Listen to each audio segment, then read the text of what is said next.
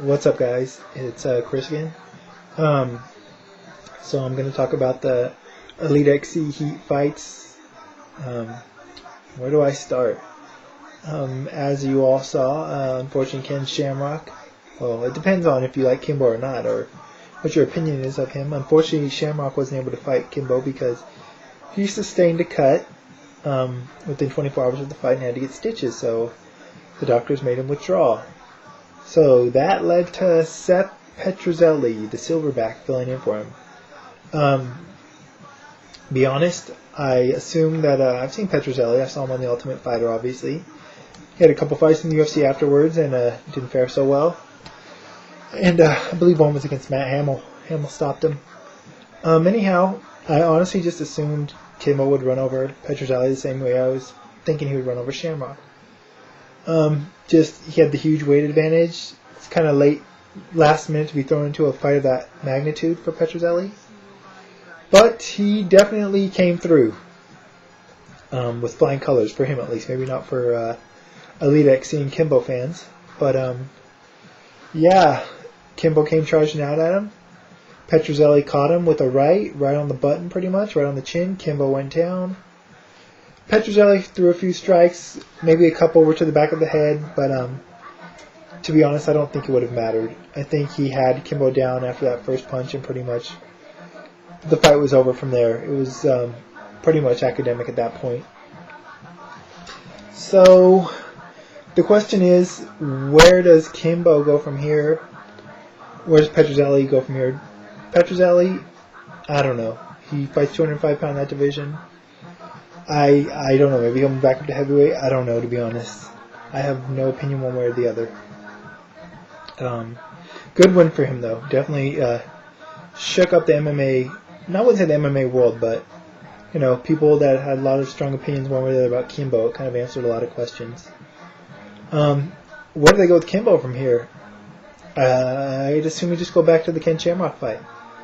He got knocked out, but I still think he could beat Ken.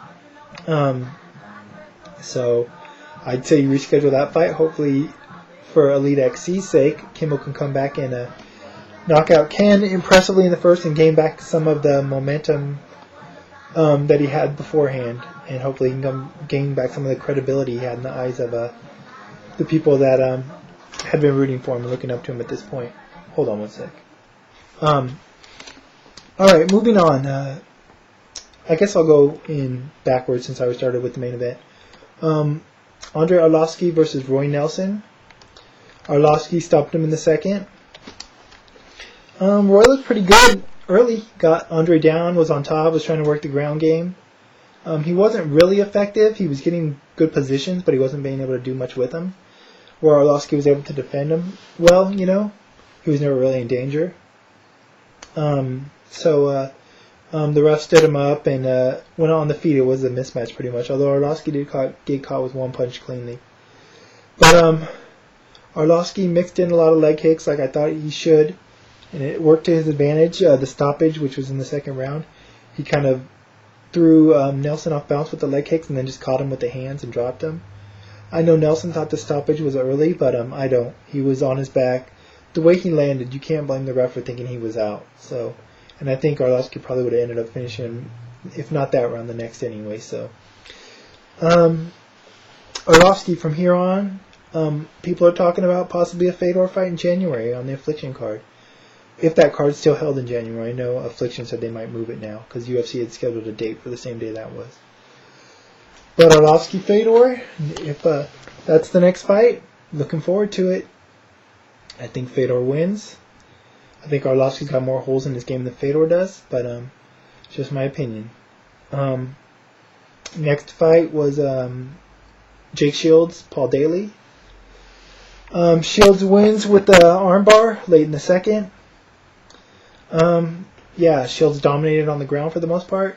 Daly in the stand-up. There was a lot of discussion about where Shields is in the 170-pound class, whether he's top 3, top 5. Maybe top 5, I don't know about top 3.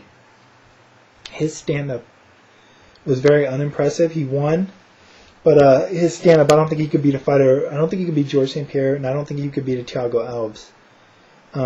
I'm not sure how he'd fare against a Fitch or a Sanchez. I'd like to see those fights, or a Koscheck. But he won. He looked good. He didn't look so good when they were standing, and when Daly got on top and was kind of cracking him pretty good when Shields was on the bottom. But Shields got the submission win. From here, I don't know where he'll go because Elite XC is not very deep in the 170-pound division, so we'll see. Next fight, Gina Carano takes a decision over Kelly Cobalt.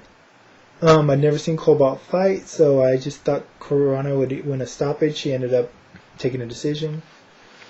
I don't know what to say. Carano won, as expected. Not the most impressive victory, but she did what she had to do to win, and she won convincingly. It wasn't a decision that was really close. Hopefully, since Cristiano Cyborg won, also on the undercard, they'll fight next. If so, that'll definitely give fans a good, exciting fight and let people know where Gina's at. If she wins, then,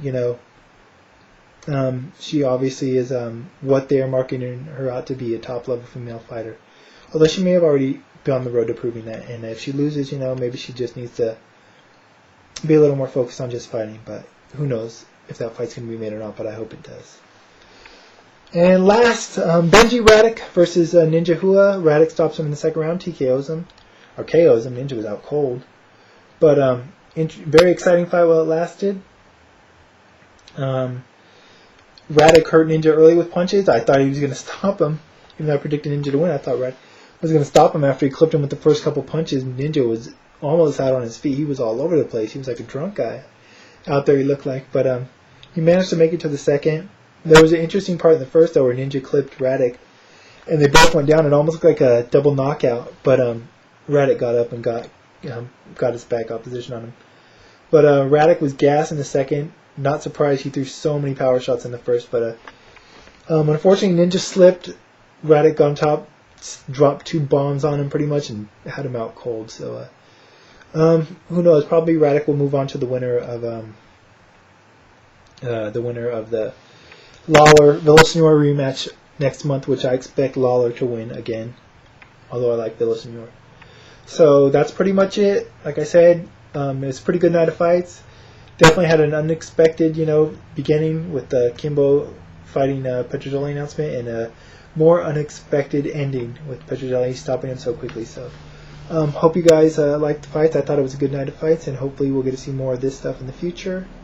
Until next time, I'm out. Feel free to drop a comment, agree, disagree, whatever. Until next time, I'll be seeing you guys later. Bye.